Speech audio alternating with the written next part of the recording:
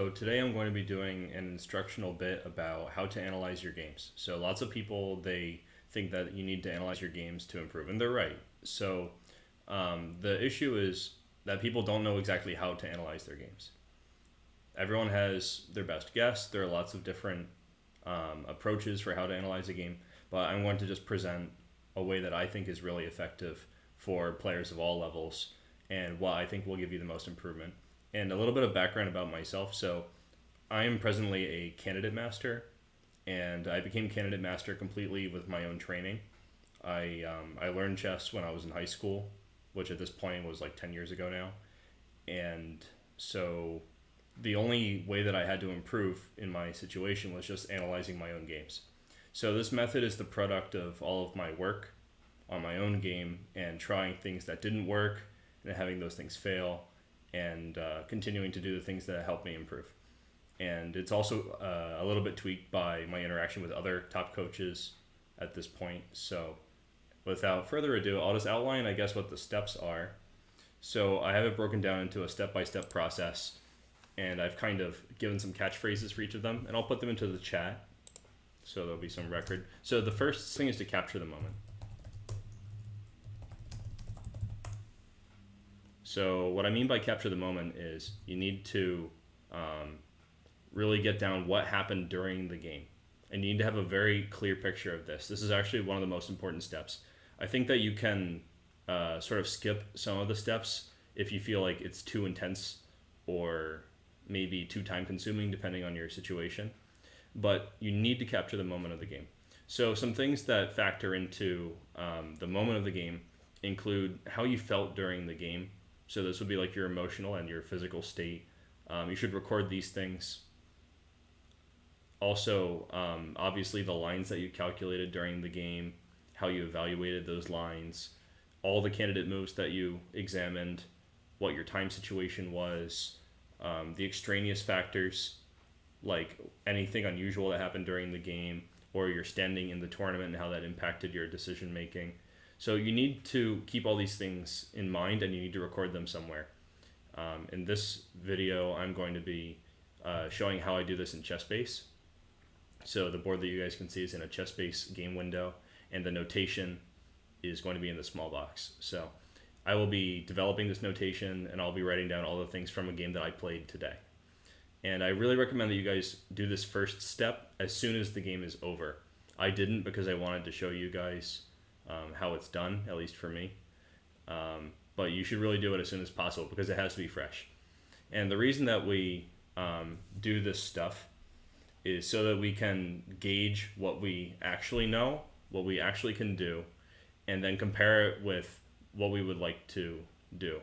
So it's frequently the case that when people play a chess game and then they analyze the game, they get this feeling like they already knew the things that are being shown, or maybe that the things that they learned from the computer analysis are maybe somehow easy and they just made some simple oversights.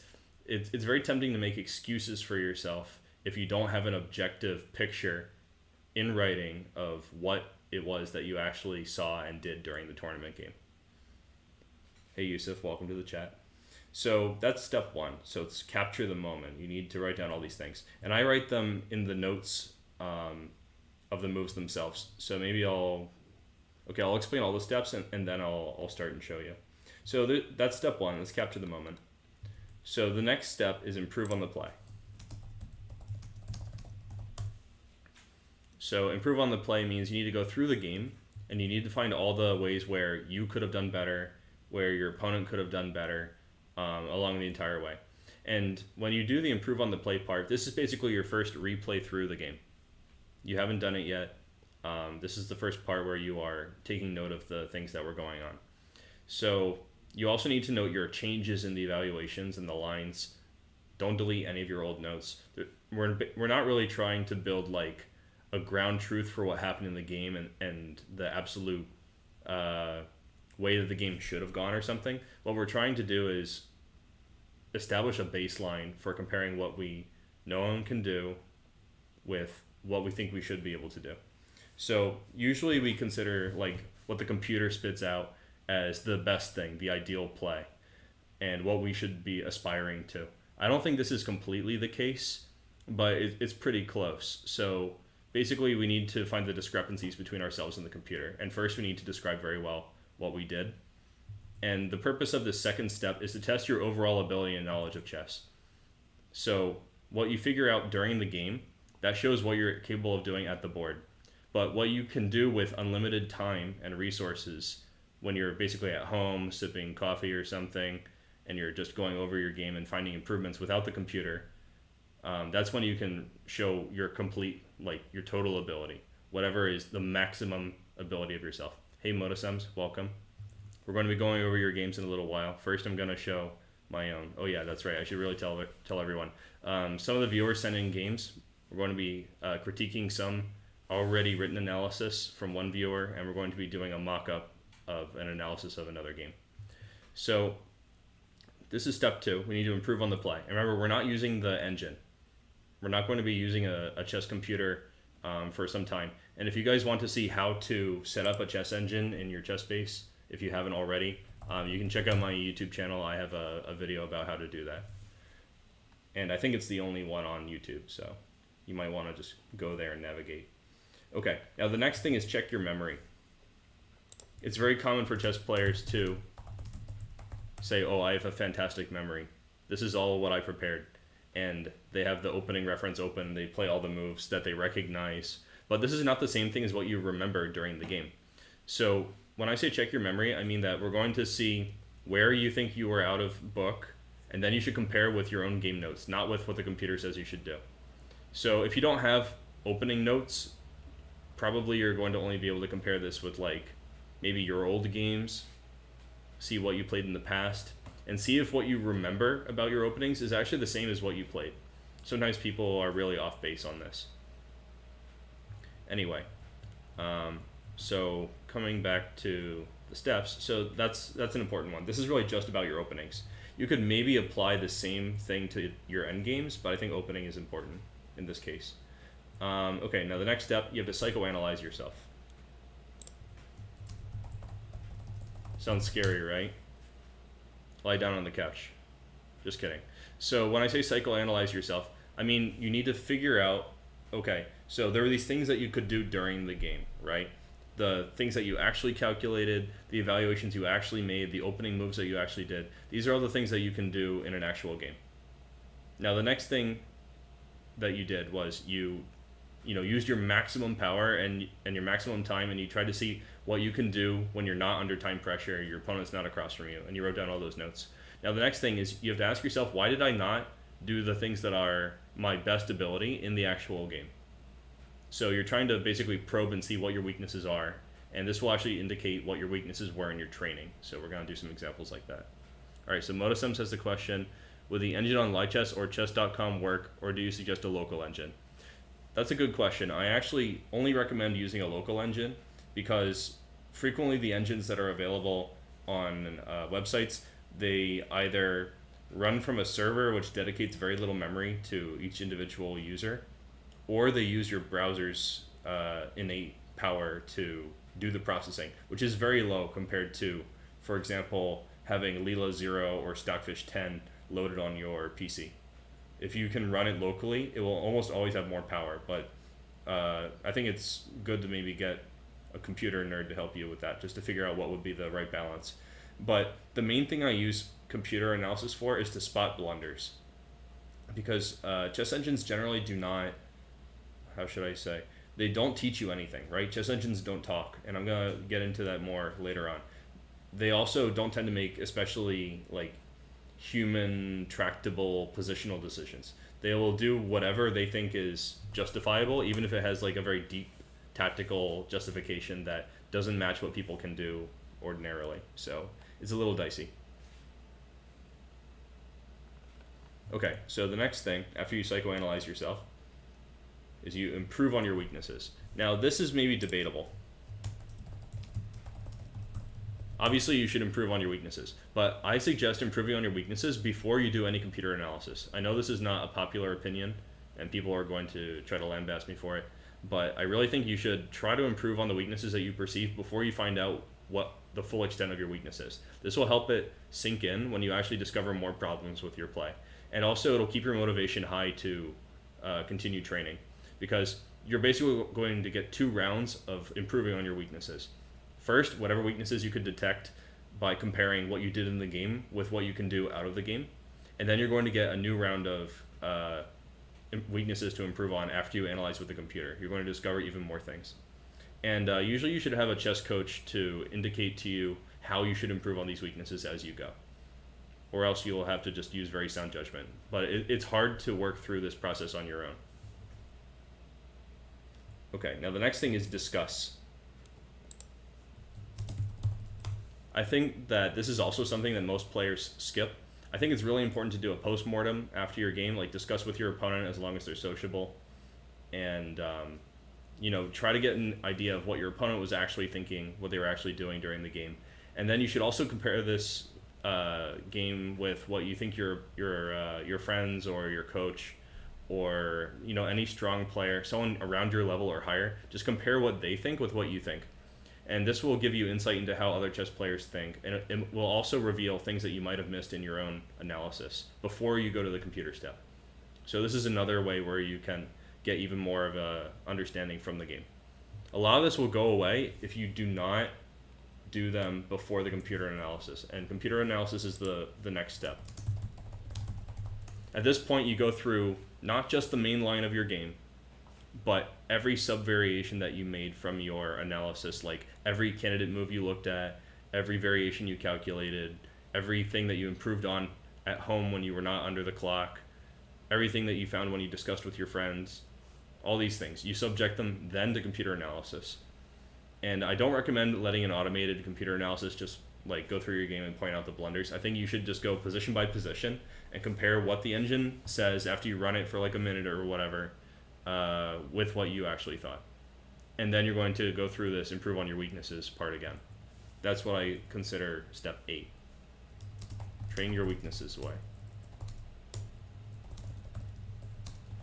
I think that ideally you would not play a tournament before you have done all these steps on all of your tournament games. Otherwise, that game is going to fade into the past. You're not going to remember what happened. You're going to miss the opportunity to learn so much from your games. A lot of chess players, they learn chess in this way. They play a game on like chess.com or whatever. They make all their moves. The game's over. They instantly click computer analysis. They sit there with their mouth open, and they read all the things that came from the computer and like, oh, there was my blunder. Good, I won't do that blunder next time. But think about it. If you only learn like maybe 1, 2, 3, all right, let's pretend 10 things. Let's say you learn 10 things, 10 mistakes that you won't do next time in every game. You're not going to actually be able to outstrip your opponents. You're going to always have more weaknesses than them if they are learning, for example, 100 things from their game.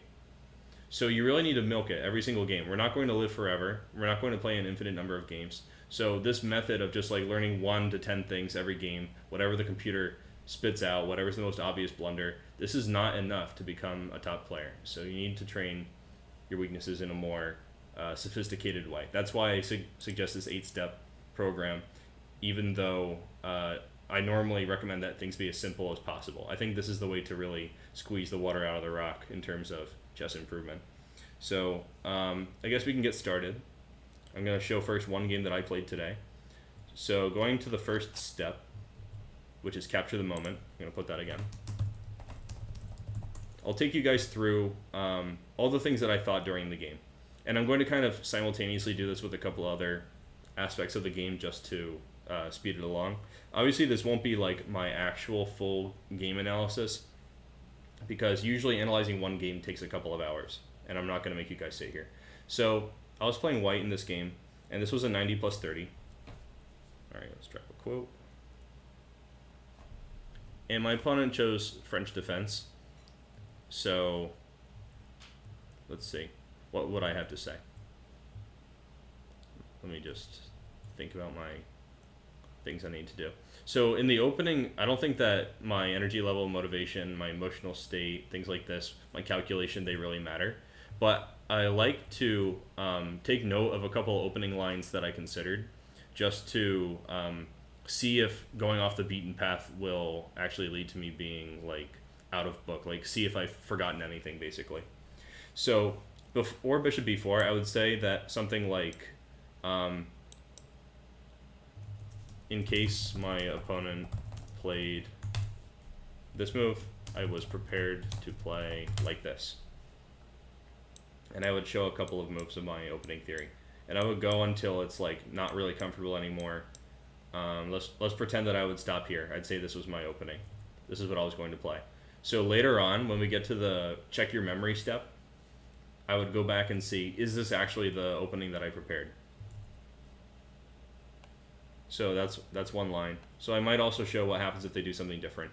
For example, this is not something I would actually do because this is something kind of not relevant to me anymore.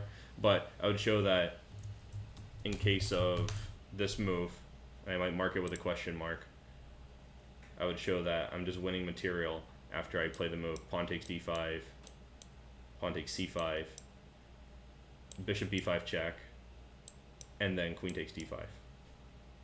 So this is just part of me like brushing up on my openings, even though it was not the opening played. This is a good way of avoiding getting rusty in your openings. You know, as you analyze a game, show the sidelines that they could have played. Anyway, so this is the winnower French. Okay, then I play e5, c5, a3, and here maybe I would show any sidelines that I took a look at. For example, bishop a5. I'm sorry, yeah, bishop a5 is a sideline. But I think that let's see, how should I presume? Maybe I would say that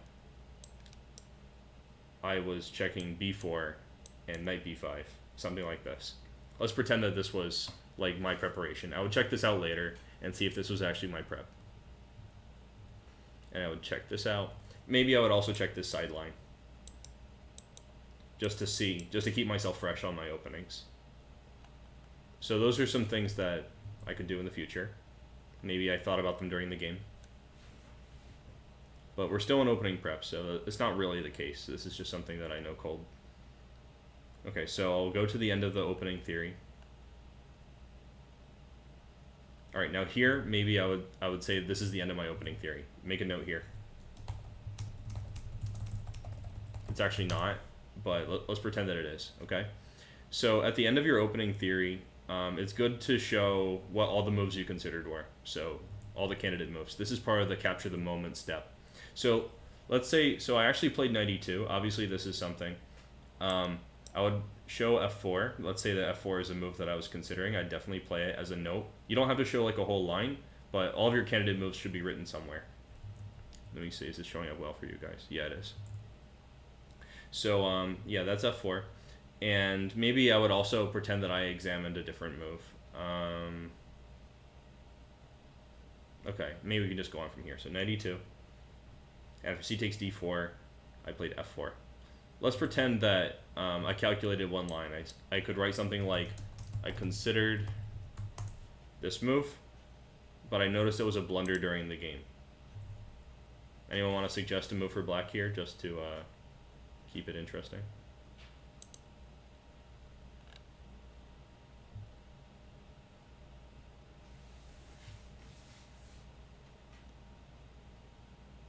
Yeah, knight takes d4, absolutely. That's definitely the move. Alright, I'm trying to figure out how I can scroll here. 1 second. I want to show you guys all the notation. Oh, I should scroll here. Alright, so I consider c takes d4, but after knight takes d4, it's a blunder. So let's pretend I calculated this during the game. I would write this as a note. And later I would check it with the computer to see if it was accurate, but only after I've gone through all the other steps. So f4 is the move I played. Maybe I could show a couple other moves, but I think this is good enough since we're still in the opening. Okay, now a6. Now, I remember that during the game, I thought I've not really seen people play a6 in this position. So I should write down that, because that was one of my thoughts and feelings during the game. I should always write this down.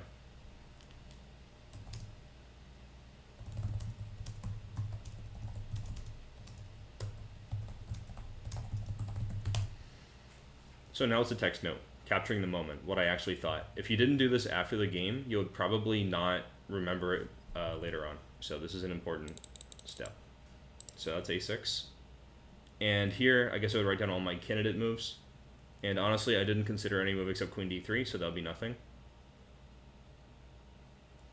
And they played d takes c3. Now, writing candidate moves for your opponent is also good, whatever you thought during the game. So, actually, I think there was a moment that I skipped. Oh yeah, so instead of a6, I could say what I was expecting. I like to contrast my expectations with reality. This makes it even more beneficial when you finally look at it with the computer. So I could say I was expecting pawn takes c3, queen d3, and then d4.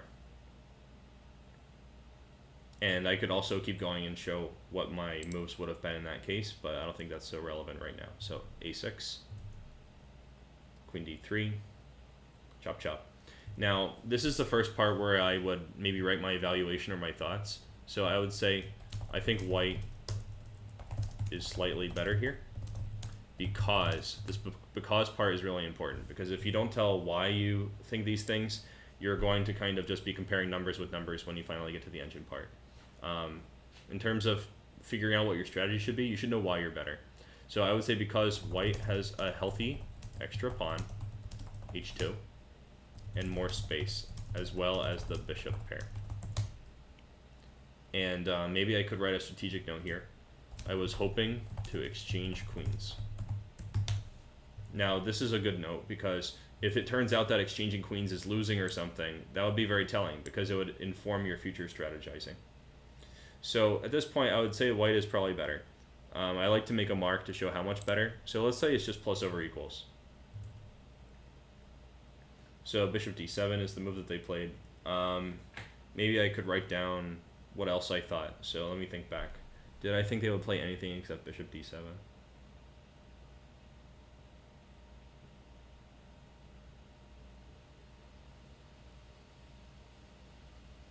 No, I guess I don't really think so. So we can just keep going from here. So bishop d7 seems like the only thing that was reasonable. Maybe I could make a note for knight f5. I thought about knight f5 during the game, but I don't think it was in this position. But let's just pretend, because we're doing this. All right, so Trophy 74, welcome. What is it that you missed? And also, was my audio just too low? Was that the issue? I brought my mic closer.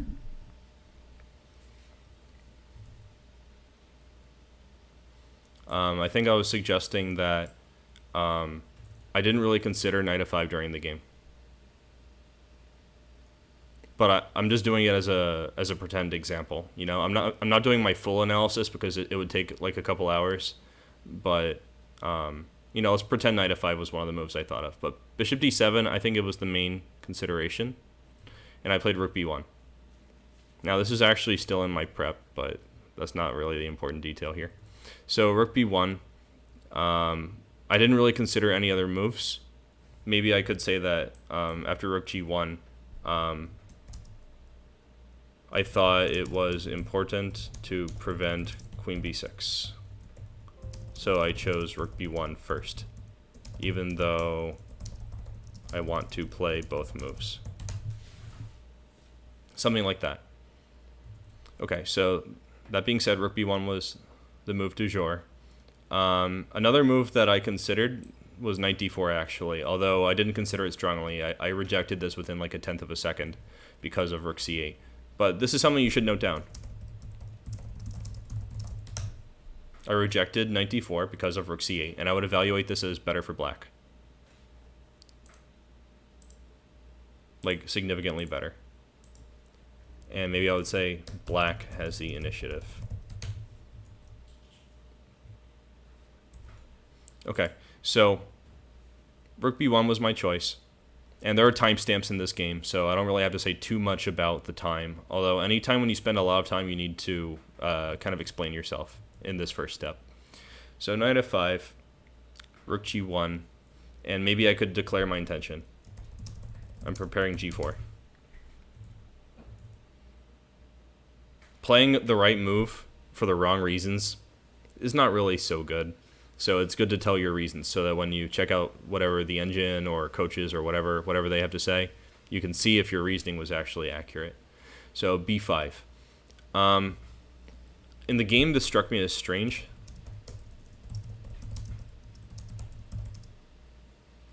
Since it wastes time that could be spent improving the black pieces and weakens their potential queenside castle.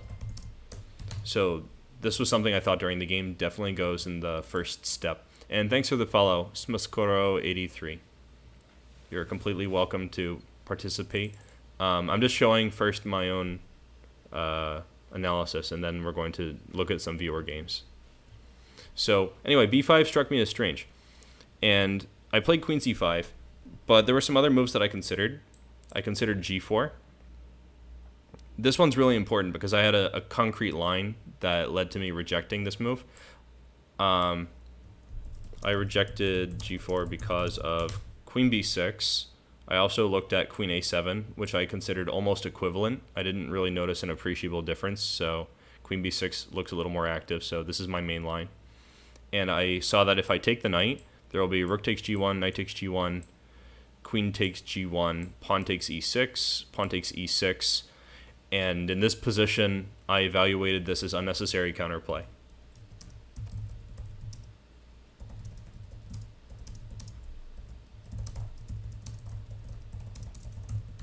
So that's my note. And this is a really important line. It's even a somewhat long variation, and it was, my idea was g4 previously. So it's important to say why I didn't just follow through with my idea. So I played queen c5. What else did I consider here?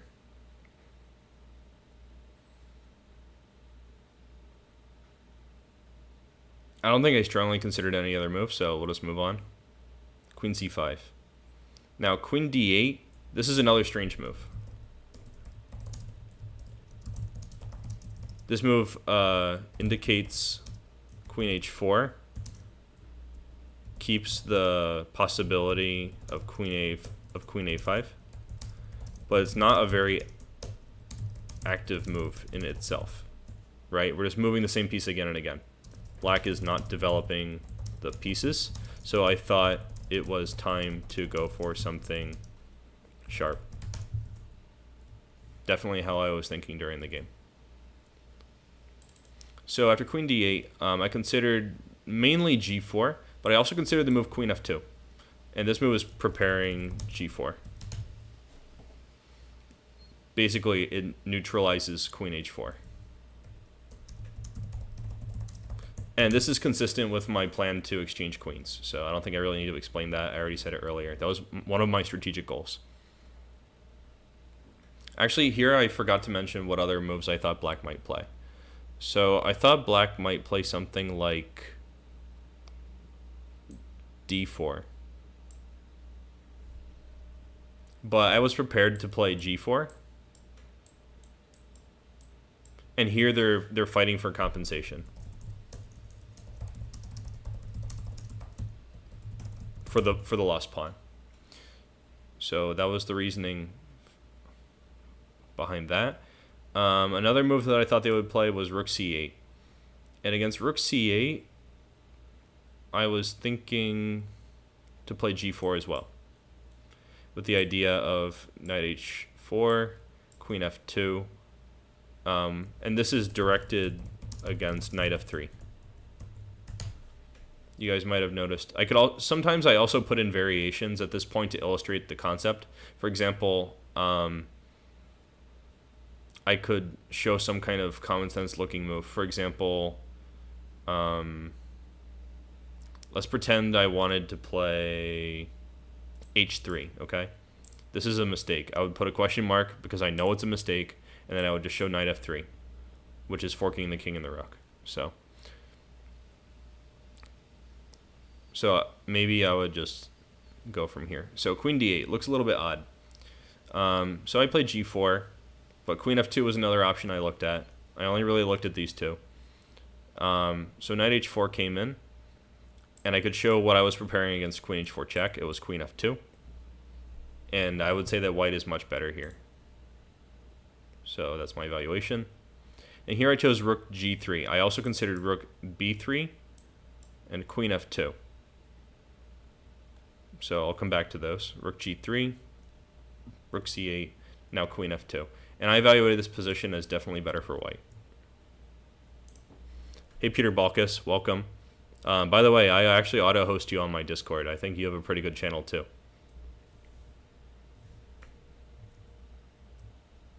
So, queen f2. So they went for knight a5. What other moves did I think they would play here? Well, I guess I could show that I was thinking about knight g6, pressuring e5. And what did I have prepared here? I think I might have been considering... See, your memory fades fast. You gotta do this right away. I might have been thinking about bishop b2. I might have been thinking about something like rook e3. But we can come back to this later anyway. So knight a5 is what they did. And I read their intention as... They're trying to play knight c4 during the game. That was what I actually thought. Chesky2 says, you're not the ad guy. Who's the ad guy? Anyway, so knight a5, and here knight d4. I was thinking about maybe another move. Like, I looked at the possibility of rook h3, but I saw rook takes g4, and I kind of rejected this.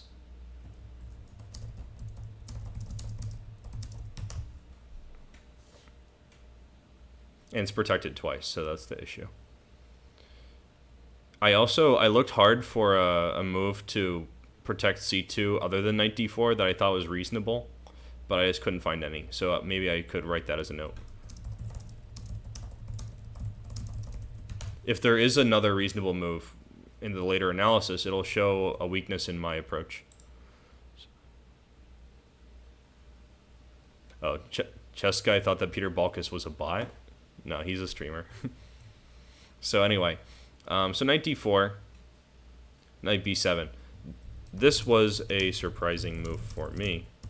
I thought the plan knight a5 to c5 to e4 was too slow.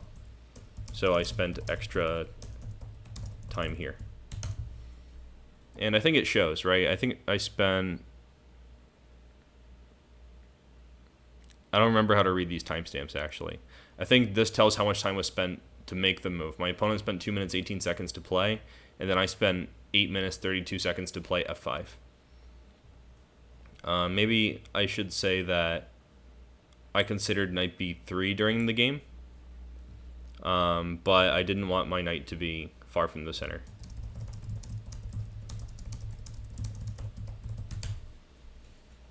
I also considered anything. What else did I consider? I think these were the only moves that I really considered, so that's that. All right, let me just check everybody here.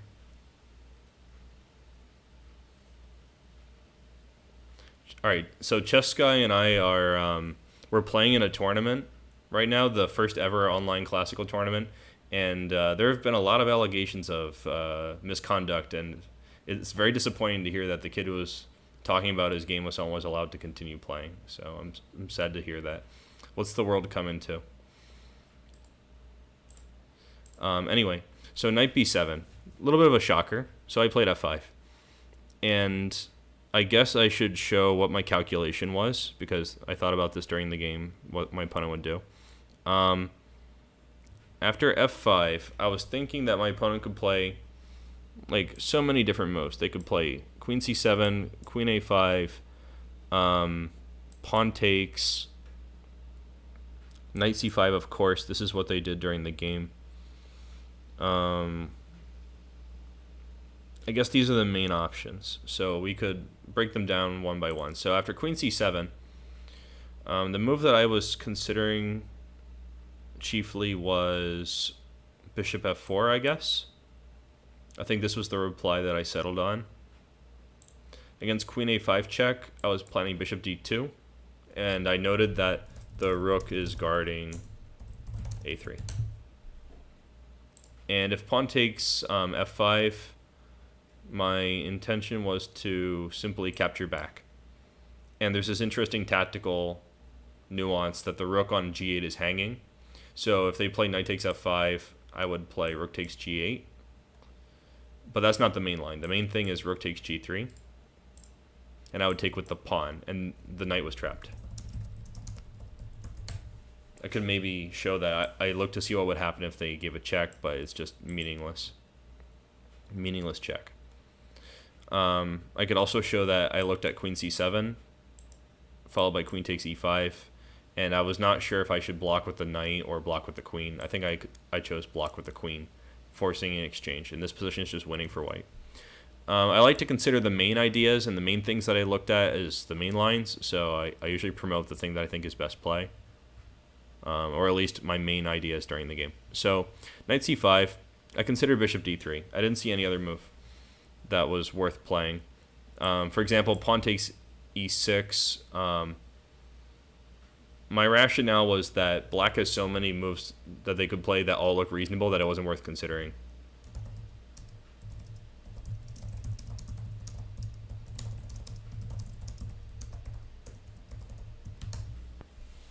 So I played bishop d3 in like 7 seconds.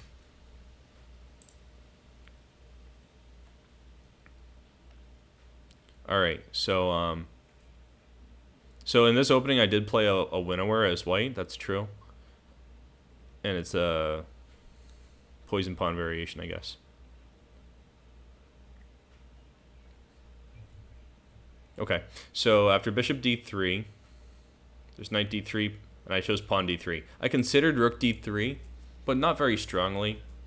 I rejected rook d3 because of... What was my reason? I remember there was a tactical reason, but suddenly my memory's getting fuzzy.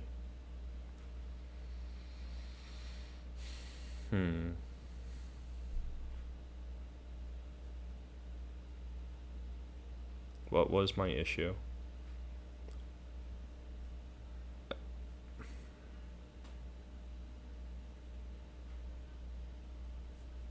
Actually, I just don't remember.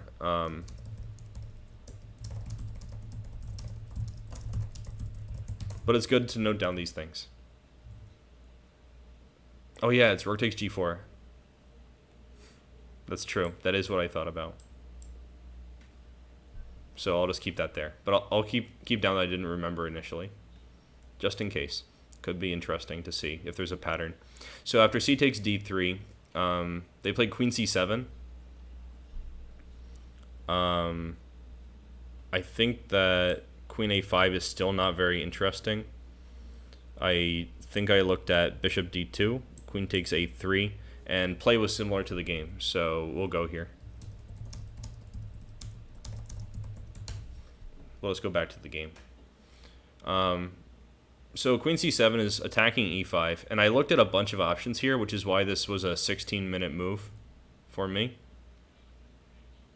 All right, so Motosum has a question. He said, so in the capture the moment step, if you're writing down the variations you were considering and you realize that you miscalculated, do you still write down what you thought about and write down what you thought about it and why you were wrong? Yes, you absolutely should. You should write down everything that happened, especially where you are wrong. Because wherever you make your mistakes, that's where you need to change your training to target those weaknesses. But yeah, if you notice something that's... an improvement right away, you can write it down because that's basically the next step anyway. So queen c7, I looked at what would happen if I took this pawn, and I think I looked at something interesting. First off, queen takes e5, I think rook e3 is lights out, because if they play queen takes d4, I would play, I think I chose pawn takes d7 check, king takes d7, and I can win a queen with rook e7. And I also considered queen takes f7 interesting, but I stopped calculating when I saw this forced line. There was more to calculate, but I just didn't, so that's okay. So I checked that out, but I rejected this on the basis of pawn takes e6, I think. So I'll make this my main move. And I think I stopped here for positional reasons. No, I looked at queen f6, attacking the knight, but I thought that queen c3 check, I can't remember if I chose king f1. No, I chose king d1. And I thought this was unnecessary counterplay. And I want to deprive them of counterplay, so I didn't let this happen. And one note, I chose king d1 during the game because this runs into rook f8. So this is another reason not to capture prematurely on e6. Things I thought during the game, right? This is all step one. And this is one of the most exhaustive steps, I think. So I looked at pawn takes e6, really thought about it. I looked at bishop b2 because I saw after queen takes e5 check, rook e3, things get spicy. For instance, if they play queen f6 to guard the knight, I could play knight takes e6. This looks just winning, so I put it as a winning move. Raven, welcome. Thank you for the follow. We're just doing some practice game analysis here. I'm showing one of my own games, and then we're going to look at some viewer games. So, queen takes e5, rook e3. But after queen d6, I think that there was no really winning move here. So I'd say this was the problem.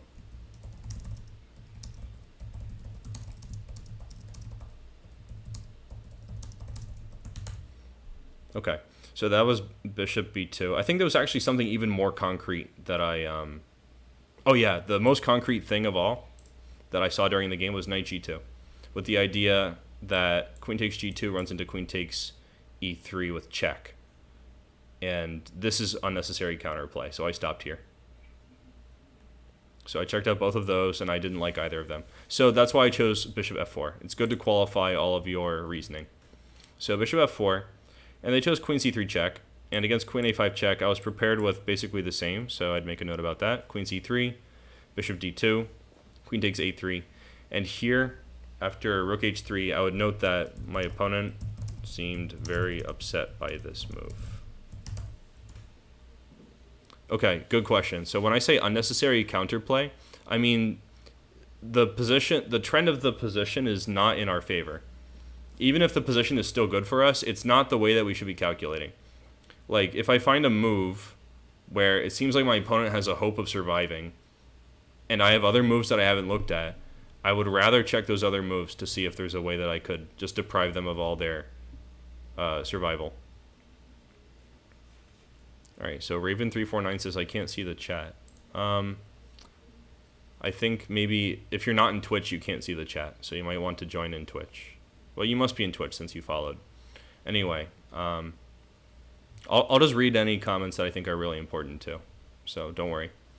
So anyway, after rook h3, the knight is trapped, and I would show the moves that I calculated here again. I looked at pawn takes f5, and I think I settled on queen takes h4, something like this.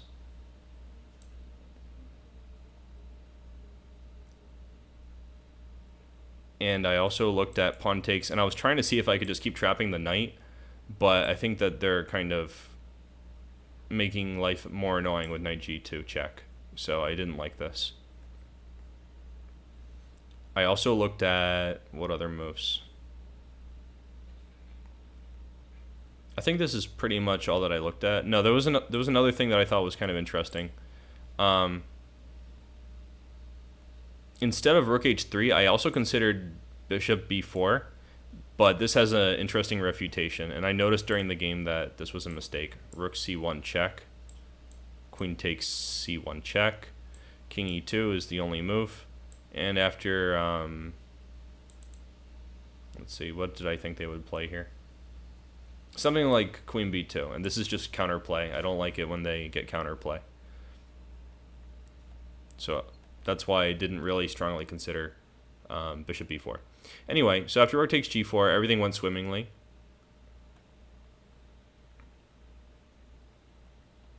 And I could just insert my what I think would happen next. So in ChessBase, you can do that by pressing enter new variation. So after bishop b4 check, I thought that they might play queen takes, rook takes h8. And what I calculated here was Was it knight takes f5? Yeah, I think it was knight takes f5. Rook takes g4, bishop takes g4, queen f6, and queen takes h8. I considered this good enough to win the game.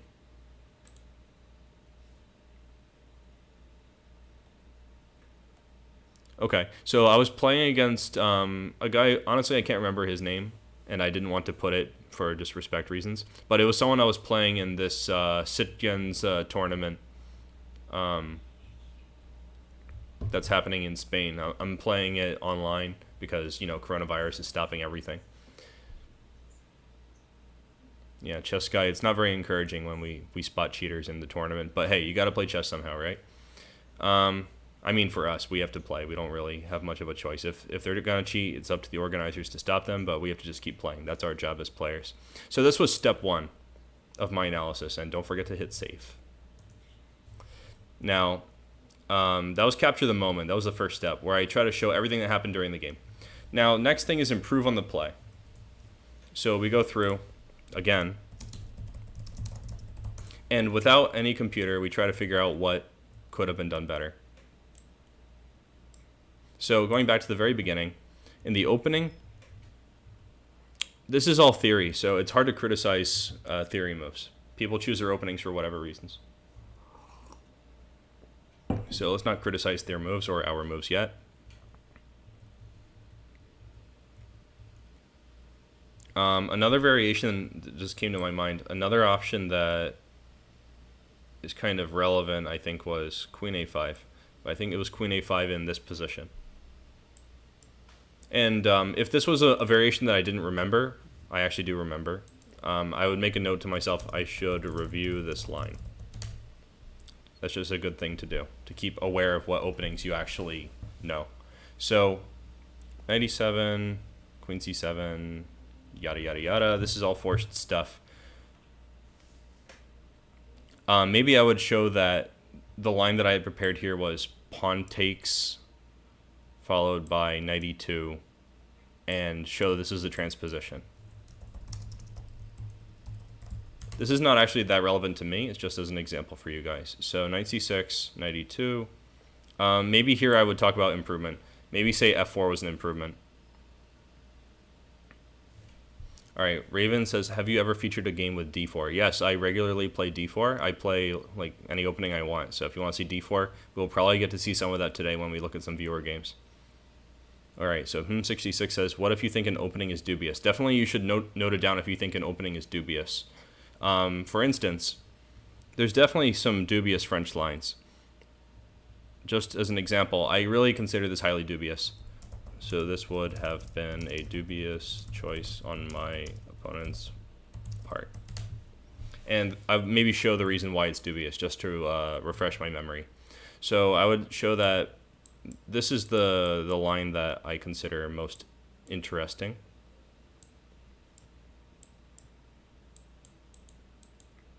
And I would say that white has excellent compensation for the pawn. So that's an example of how I would annotate a dubious opening line if someone played it against me. I'd write the position where I think I'm better and why. Good refresher. So anyway, coming back to what actually happened in the game. There was a moment where I could play f4 instead. And the most critical play would be pawn takes d4. And after knight e2, this should transpose.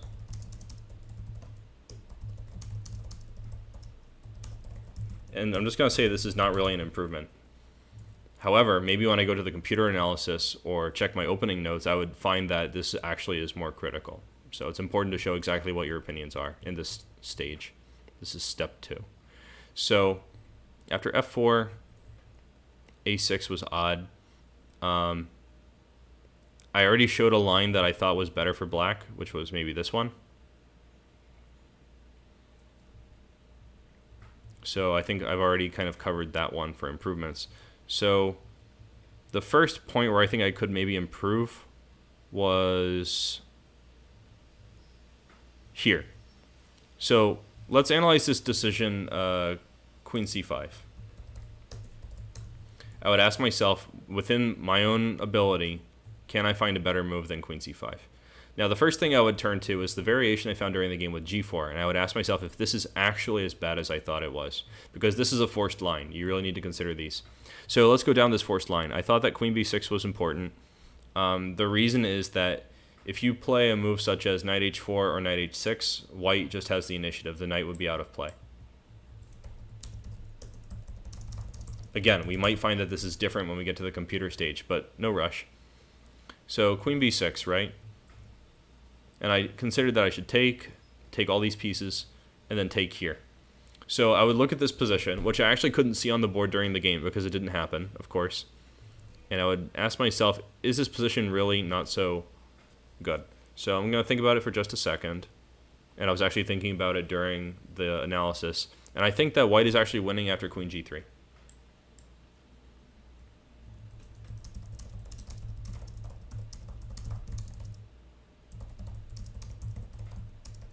So I would note down that this was a move that I noticed only after, right?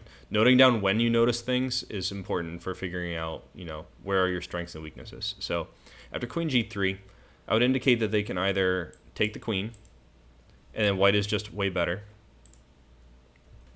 And the reason is that white has a great endgame advantage with the outside passed pawns. And if they play, for example, like, what's another move where they don't lose the game? Maybe queen to d4. I would probably call it bishop b2. So that's not my main consideration. Maybe queen c5 because it attacks this pawn, but then I can easily parry the threat. And this also improves for the endgame. This h-pawn is even stronger. And it's the same for anything else. Basically, the h-pawn is going to win the game. So I think I misevaluated this line. Queen g8 wins the rook. Actually, maybe that's true. I'm kind of rushing here. So let's say it was queen c5. No, queen c5 stops it because of queen f8. So I wouldn't really want to trade queens under these circumstances. Actually, maybe I would. This is probably good enough to win the game as well. It's just a passed pawn. H-pawn is super good. Yeah, queen d4 would be a blunder. That's correct. I didn't really consider it strongly at this point. It just seems bad. Like, I have two good moves to play already without even considering queen g8. Although here there might be some counterplay. Like, can they sacrifice the rook somehow? I mean, they don't have... I mean, we don't have to take the rook, but I think it's just...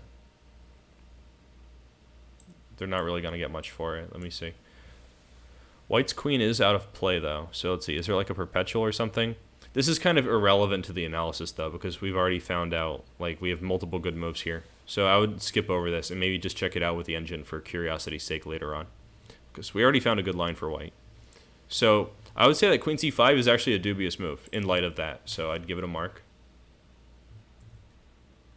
Where else could they improve? So queen d8, I thought this was an odd move, and I considered rook c8 stronger. But here I also thought that g4, knight h4, and queen f2 was just better for white. So I guess I would check this out and see if it's true. See if there's any good moves for black here. If they play knight a5 like in the game, we would play knight d4. And I guess they could maybe play queen c3 check. Oh, I'm sorry. Why are we playing knight d4 when we can just take this knight? Yeah, it's late. Sorry, guys. So that kind of refutes that. So I guess the most critical line would be either queen d8 anyway, which would be just like the game, kind of, or knight g6. So I'll consider this maybe the main line. And just scan it quickly for good options. Probably h4 is fine here. I think h4 is a good move. And I would evaluate this as better. Now, this is just kind of a sloppy once-over because I want to get it done quickly to show you guys the computer step and how I would compare my answers. So maybe we could say that it's done here. Actually, here we should compare rook g3 with queen f2. So queen f2, right? This move leaves the knight just completely hanging. if we play rook g3, it blocks the queen. So we could maybe criticize this move just on that basis.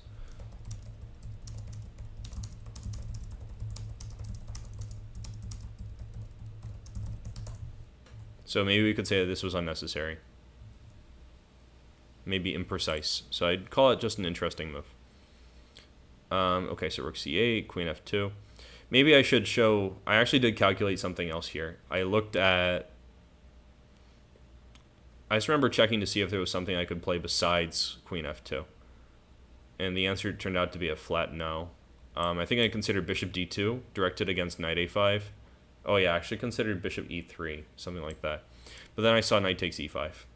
So I just double-checked this to make sure it's really not good for me. And it's still bad, so I would say that this is... We don't need to analyze that. I didn't see any other reasonable move here, and I still don't, so we could skip through this. Now here, maybe we should compare knight b3, because this was a serious alternative. And during the game, I said I didn't want my knight to be far from the center.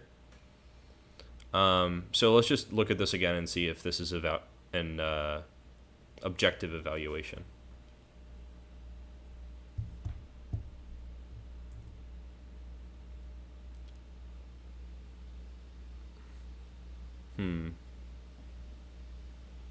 So they could have still played queen c7. At which point I would probably play king d1 or bishop d3. Maybe bishop d3 because it's a more active looking move. And I think here I would also look at a5. Thank you for the follow, Profika. I'm glad you're enjoying the stream. So a5 with the idea of a4. And I think here I just looked at f5 again. No, because the queen's hitting it. So I was checking out something like bishop b2. And I just looked quickly to make sure that I'm not worse after knight c5. But I found this interesting idea just now that I can actually take this... No, I should take with the knight, so that if they play knight e4, I can play knight d6 in order to neutralize their threat. So I would write down that I didn't see this during the game. And this could have been a very valuable approach as well.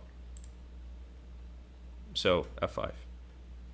Yeah, I think it's kind of fantastic. It was hard to see it during the game. Like here, to play f5, I spent 8 minutes and 32 seconds, and I just didn't really see that whole concept. I was basically just deciding, is f5 a good idea?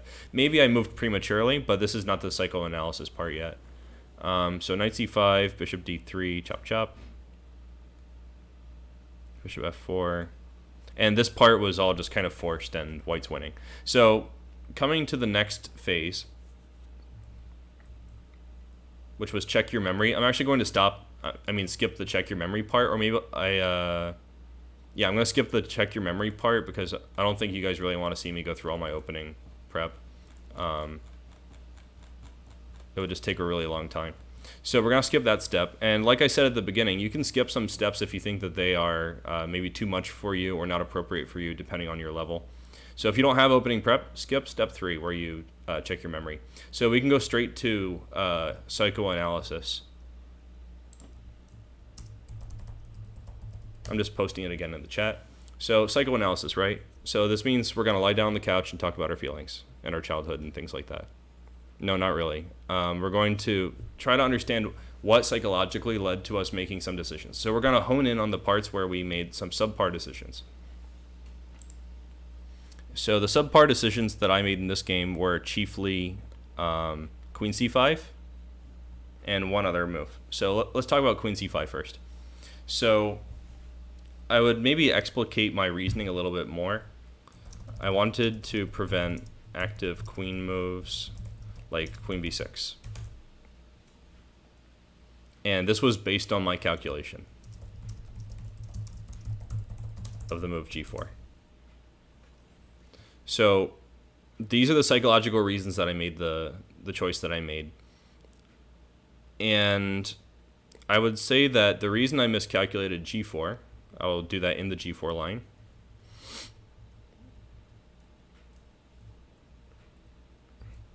Since I didn't see Queen G3 and evaluate the position correctly, I wasn't able to make a good decision on the first move.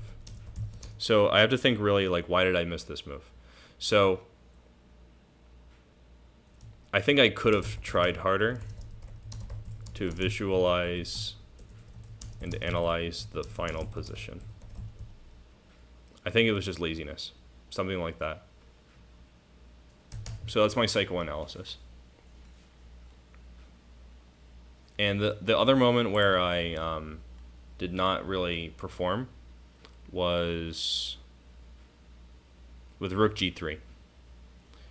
And I think that the reason I played Rook G3 instead of Queen F2, I'll make that as a note to Queen F2.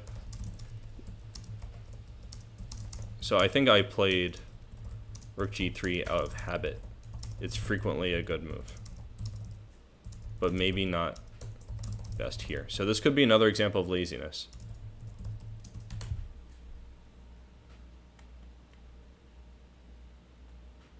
Or lack of clarity. It'll be different for everyone, so that's just a sample. So we've gone through these steps, right? The next thing is discuss. We're going to skip the discussion. We're also not going to do any training on the air, but I want to show you guys maybe how I would go through this with a computer. So starting from the beginning, I'll flip on my engine. I already made a video on YouTube. You guys can check it out, how to install a chess engine. I might make a follow-up video about how to get Leela to run on your graphics processor, in case you're interested, but I haven't done that yet. So I've actually set up Leela, and I've never used it before, but we're gonna do that right now.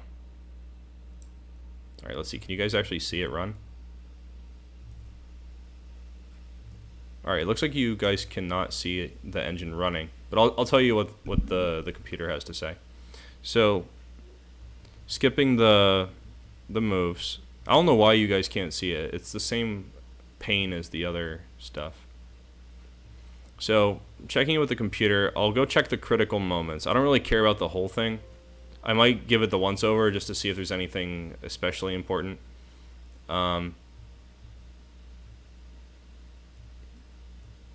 also don't think it's that important that your evaluation matches the computer's plus minus or their numerical evaluation, because those things are just made up and unimportant anyway.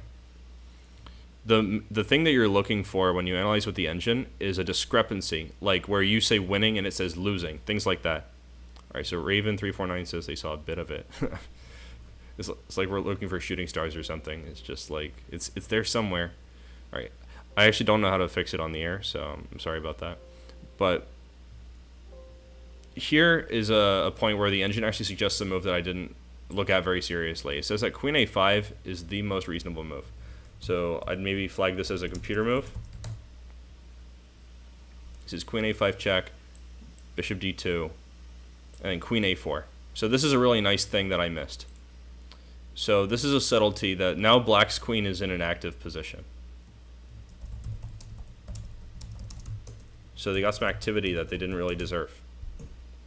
So then I would go back and see how I could have avoided this move, and it's actually by playing G4. In this position, it says G4 is winning, plus minus, and it gives the line Queen B6, the move that I saw. Pawn takes F5, Rook G1, Knight G1, Queen G1, pawn takes. Hold on, does it give pawn takes? Yeah, pawn takes. And then here it's saying some crazy stuff for Black. I guess because they're losing, they want to just give up the bishop or something. But pawn takes E6, it's saying Queen G3 is winning. And it gives the line, actually it gives the line that we just mentioned, Queen C5, Queen G8, Queen F8, and Queen takes F8. And it says this position's plus minus. So this is actually a good sign because I evaluated this as winning in my second round, you know, when I'm not in the game. So that shows that, you know, I'm not completely off in my understanding of chess. That's a good sign. And so these were the important moments to go over. So anyway, that being said, this was my analysis of my game, and I think we could go over to see Motosem's games, which have not been annotated. And we'll just do them in a more light way.